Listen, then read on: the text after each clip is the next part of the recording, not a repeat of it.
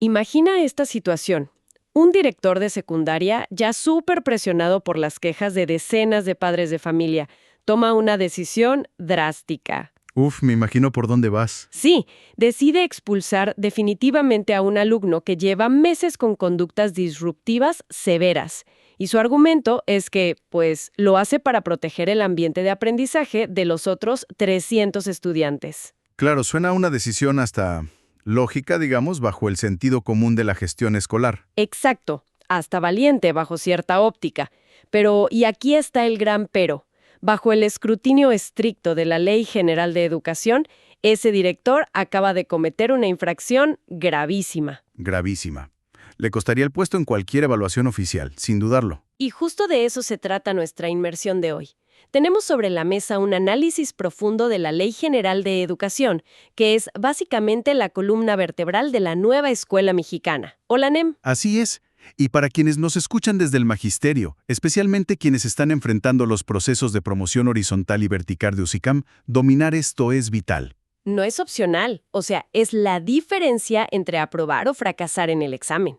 A ver, vamos a desmenuzar esto. Las leyes educativas a veces parecen un laberinto enorme de conceptos abstractos, ¿no? Sí, totalmente. Un laberinto diseñado a veces para que el docente tropiece en los reactivos. Pues hoy vamos a convertir ese laberinto en un mapa claro. Y me gustaría que empezáramos por la base operativa de las escuelas. Porque para entender las reglas, primero tenemos que ver qué tipo de estudiante exige formar este sistema. Ese es el punto de partida perfecto. El centro de la nueva escuela mexicana es, textualmente, el máximo logro de aprendizaje de los estudiantes. Y ahí entra nuestro primer peso pesado del día, el desarrollo integral. Estuve revisando a fondo la guía de estudio para esta inmersión y marca súper claro que esto ya no es la educación de memoria de los años 90. No, para nada. La memorización quedó atrás. El desarrollo integral ahora exige abarcar frentes cognitivos, físicos y, muy importante, socioemocionales. Y aquí te lanzo la pregunta del millón. ¿Por qué la ley ahora pone al mismo nivel saber resolver una ecuación matemática que, digamos, saber gestionar una crisis de ansiedad? Pues porque la evidencia en las aulas demostró que separar la mente del cuerpo o de las emociones genera un fracaso sistémico.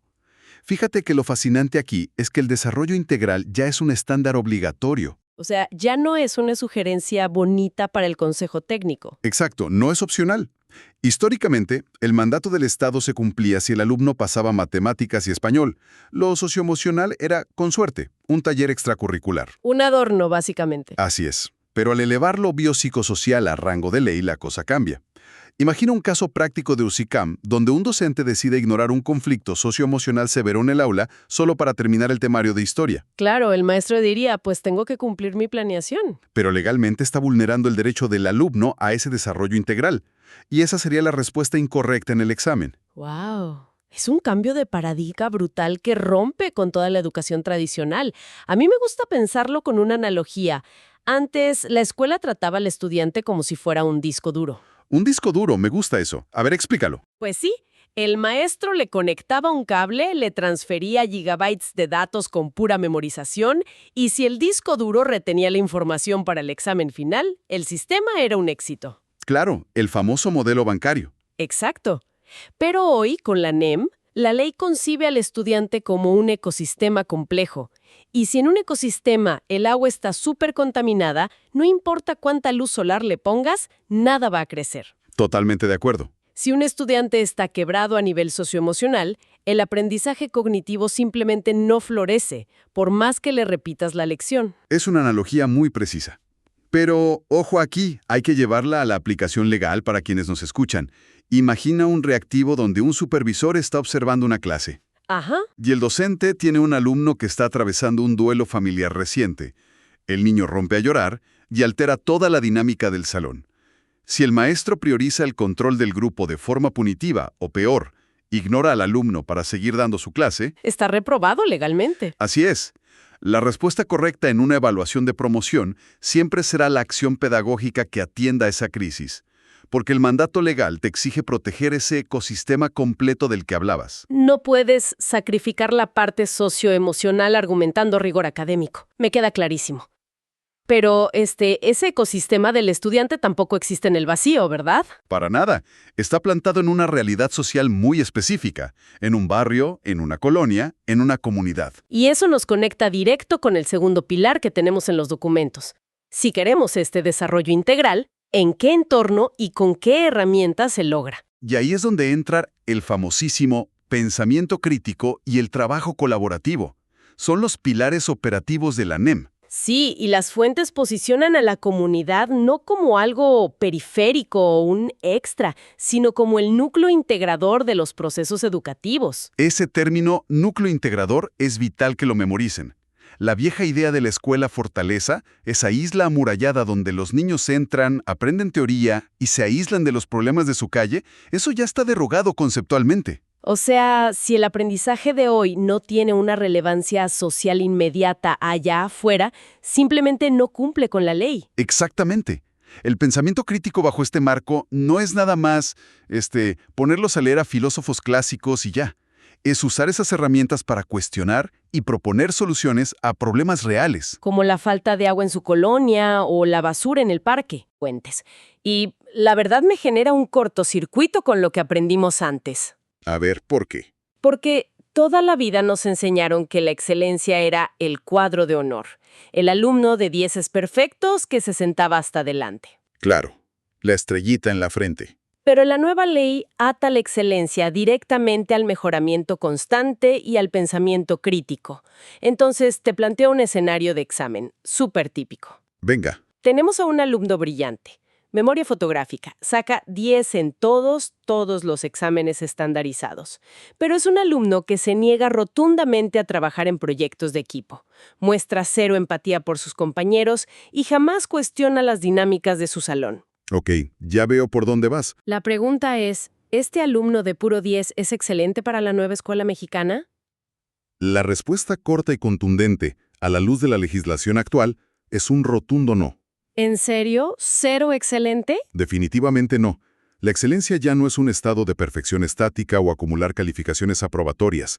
Si te fijas bien en la ley, la define como un compromiso. Es decir, es una acción continua de mejora. Una acción continua, ¿ok? Si ese alumno de 10 es incapaz de colaborar o de analizar su realidad para mejorarla con sus compañeros, su desarrollo está trunco. El sistema no está logrando la excelencia con él. ¡Wow! Porque carece de las herramientas socioemocionales y críticas del perfil de egreso. Exacto, sin importar los 10 que tenga en su boleta. Y fíjate que esto es una trampa mortal para quien responde un examen de UCICAM basándose en sus instintos de hace 20 años. 100%. Te vas con la finta del alumno de 10. Y hablando de trampas, la excelencia suele enredarse muchísimo con otro concepto rector en la ley, que es la equidad. Uy, sí, es súper común confundirlas. La guía marca una diferencia tajante entre las dos. Yo, para no hacerme bolas, siempre las he visto como la estructura de una casa. Digamos que la equidad son los cimientos y la excelencia es el techo. Es una forma excelente de visualizarlo, siempre y cuando entendamos cómo se construyen esos cimientos en la práctica legal del día a día. A ver, explícanos esa parte práctica. Pues mira, la equidad son todas esas medidas de protección y nivelación para grupos en situación de vulnerabilidad o rezago. Tú no le puedes exigir a un estudiante que construya un techo súper sólido de excelencia y pensamiento crítico. Si el Estado no le ha garantizado un piso parejo, no. Exactamente. Un piso parejo para acceder al aprendizaje. Y aquí es donde entra el mecanismo legal más importante para garantizar esa equidad, la eliminación de las famosas VAP. Las VAP, barreras para el aprendizaje y la participación. Quienes están en el magisterio conocen el acrónimo de sobra. Sí, lo escuchan todo el tiempo. Pero a veces siento que la definición se queda muy en la superficie, en lo más obvio. Es bien fácil decir, la VAP es la falta de una rampa para el estudiante en silla de ruedas. Claro, y sí, esa es una barrera física real. Pero en los casos prácticos y complejos de las evaluaciones, las barreras suelen ser mucho más invisibles, ¿verdad? Totalmente. Reducir las VAP a un tema de infraestructura es el error más común. El enfoque inclusivo de la ley hace algo clave. Voltea el reflector. ¿Cómo que voltea el reflector? O sea, el alumno jamás es el problema. El alumno no tiene la barrera o la necesidad. La barrera siempre está en el entorno escolar. Por ejemplo, una VAP pedagógica Es un currículum completamente rígido. Ok, dame un ejemplo de eso en un reactivo. Imagina que un docente evalúa a un niño que es jornalero agrícola migrante. Su lengua materna es una variante indígena, y el docente le aplica un examen estandarizado exclusivamente en español y lleno de modismos urbanos. Híjole, pues el niño va a reprobar, pero no por falta de capacidad. Exacto. El examen mismo es la VAP. Eliminar esa barrera, adaptando el instrumento de evaluación a su contexto, es el acto de equidad que la ley exige. Solo así podemos siquiera empezar a hablar de inclusión. O sea que el mandato legal para el docente es: documenta la barrera en tu entorno y destrúyela. Y para sostener este nivel de exigencia, el Estado impone principios rectores innegociables, ¿no? Así es, principios que marcan el terreno de juego. Hablamos de una educación universal, o sea, sin discriminación, laica, completamente ajena a dogmas religiosos, pública y gratuita, donde condicionar el servicio por un pago, pues, es un delito. Un delito federal, de hecho. Pero aquí me salta una duda gigantesca. Tenemos escuelas públicas y escuelas particulares.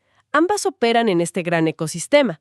Si la escuela privada se financia con recursos propios de los padres, ¿hasta dónde puede meter la mano el Estado en su modelo educativo? Pues hasta el fondo en materia curricular.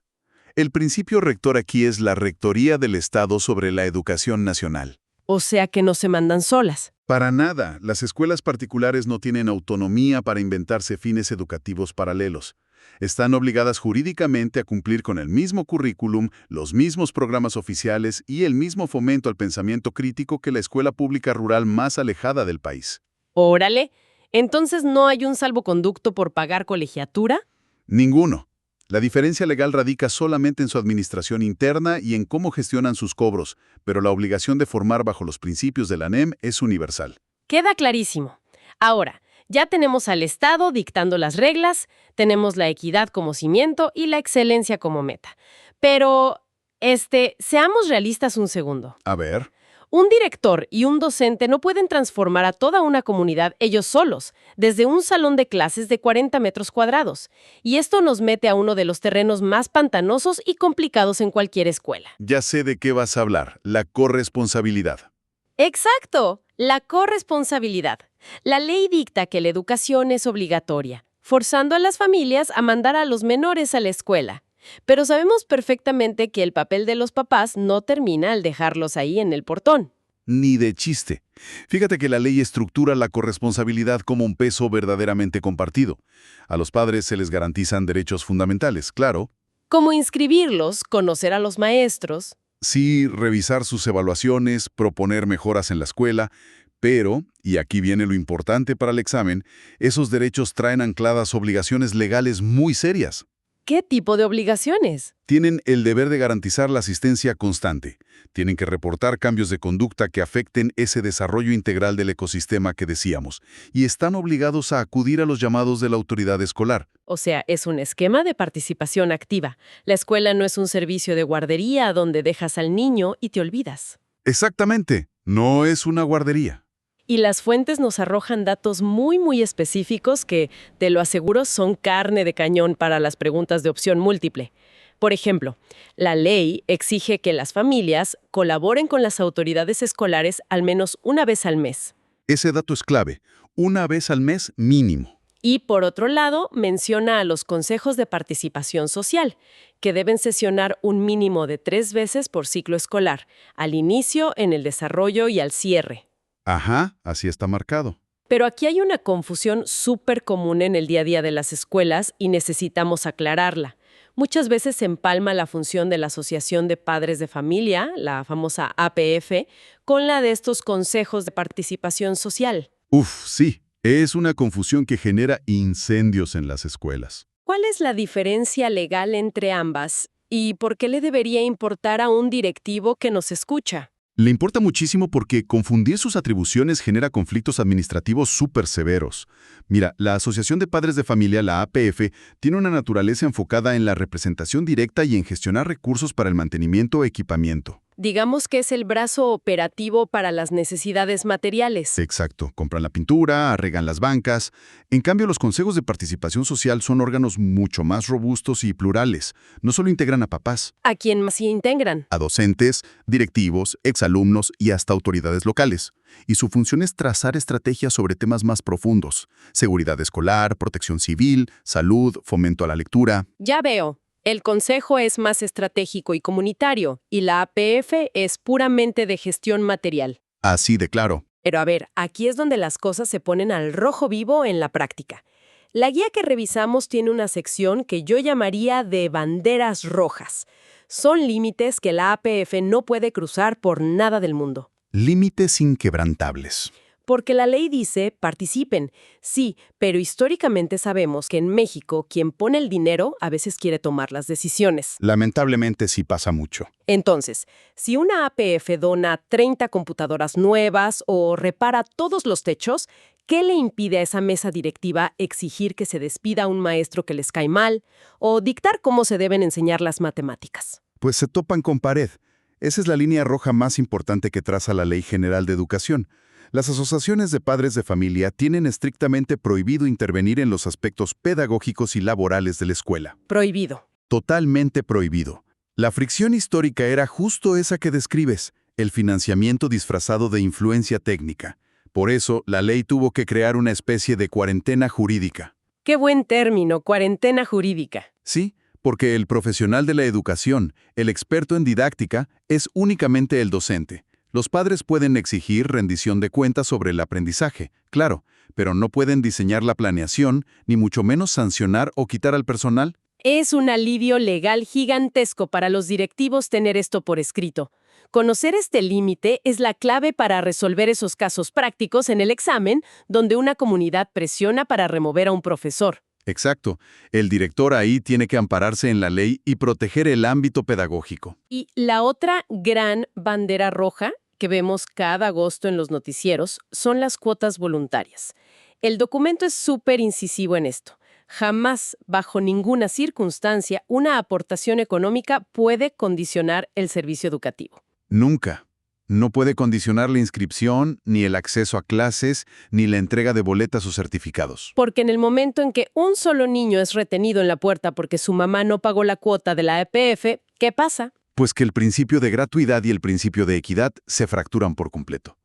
Esa cuota pierde automáticamente su carácter voluntario y se convierte en un acto de discriminación. Y eso es sancionable para el directivo que lo permita. ¡Wow!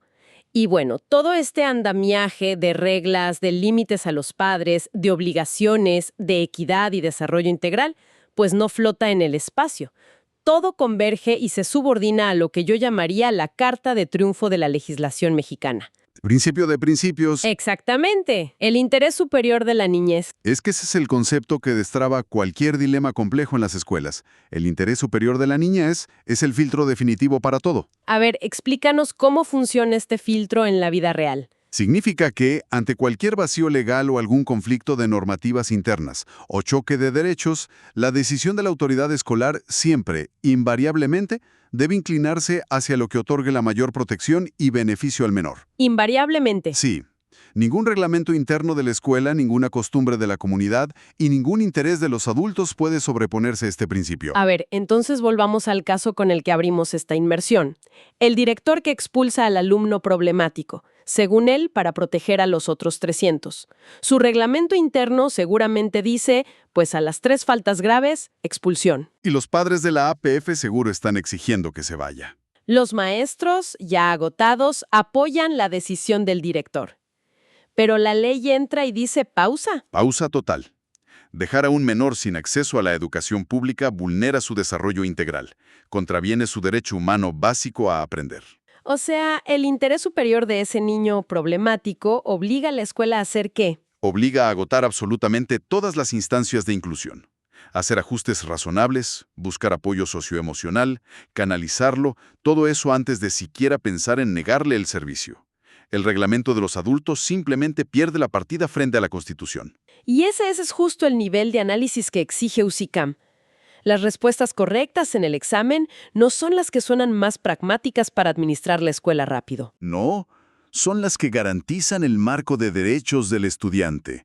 La Ley General de Educación coloca al Estado como el gran garante de todo esto y busca transformar la sociedad a través de esta nueva escuela mexicana. Una escuela donde la equidad nivela el suelo para todos, ¿no? Donde la excelencia nos empuja hacia ese pensamiento crítico constante. Y la corresponsabilidad funciona, pero dentro de límites súper precisos. Siempre, siempre bajo el amparo irrestricto del interés superior de la niñez. Es un mapa legal súper riguroso, pero dota al docente y al directivo de una claridad impresionante frente a la toma de decisiones. Pasamos de intentar llenar memorias con datos a nutrir ecosistemas humanos súper complejos. Y estoy convencido de que entender el porqué detrás de estas leyes cambia por completo la forma de leer un examen de promoción. Ya no es solo adivinar la respuesta. Exacto, ya es aplicar la lógica legal. Pero bueno, no podemos cerrar esta inmersión sin dejar sobre la mesa un dilema profundo para quienes nos escuchan. Algo que, pues, la teoría resuelve muy bonito en papel, pero que en la realidad de nuestro país es un verdadero choque de trenes. A ver, suéltalo. Hemos establecido hoy que la ley nombra a la comunidad como el núcleo integrador de la educación, ¿verdad? El aprendizaje debe respetar y dialogar con esa comunidad. Así es, ese es el mandato. Pero al mismo tiempo, el interés superior de la niñez es el principio supremo, la carta de triunfo. Entonces me quedé pensando, ¿qué sucede cuando los usos y costumbres o los valores súper arraigados de una comunidad específica entran en conflicto directo con los derechos, la inclusión o el bienestar integral de un niño? Esa es una tensión fuertísima en muchas regiones. Si la comunidad entera dicta y normaliza una práctica que es discriminatoria, ¿cómo le hace el docente para desobedecer a su núcleo integrador y proteger el principio supremo sin incendiar la escuela? Es una encrucijada tremenda, donde la pura letra de la ley requiere del mayor tacto, de muchísimo pensamiento crítico y de un valor profesional inmenso. Pues ahí dejamos esta reflexión. Algo para que quienes nos escuchan lo piensen, lo debatan en sus planteles y lo tengan súper presente en su próximo desafío de evaluación. Muchísimas gracias por acompañarnos en este análisis.